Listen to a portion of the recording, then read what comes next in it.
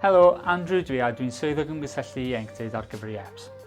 Cymerodd bron i 5,000 bobl ifanc 11-25 oed ledled RCT ran yn ein Arolwg Eich Llais yn 2023 gan rannu eich safbwyntiau, eich teimladau a'ch barn ar y pynciau sy'n bwysig i chi. Roeddwn ni'n gyffroesi glywed yr hyn roeddech chi'n gwybod ac yn ei ddeall am hawliau pobl ifanc. Roedd bron i 90% ohonoch chi'n gwybod bod gennych chi hawliau, ond roedd 67% ohonoch yn teimlo na chawswch eich addysgu amdanyn nhw.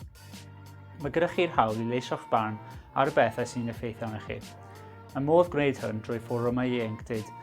Roedd 31% ohonoch chi'n gwybod am fforwm ieuenctid a 58% ohonoch chi ddim yn gwybod os yn nhw'n gwneud gwahaniaeth.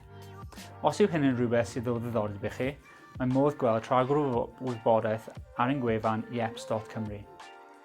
Pan ofynnwn ni am eich barn ar y bethau sy'n effeithio arnoch chi, dywedodd dros 1,500 ohonoch chi fod pobl yn holi o dro i dro. Dywedodd 3 allan o 5 ohonoch mae aelodau o'ch teulu sydd wedi eich holi. Mae fforwm ieuenctid y sir yn gyfle i chi siarad am faterion sy'n effeithio ar y bobl ifanc ac yn ysgogi newid. Roedd bron i 1,000 ohonoch yn effro i'r fforwm ieuenctid y sir, ond nid oedd dros 80% yn siŵr sut i gysylltu ag ef.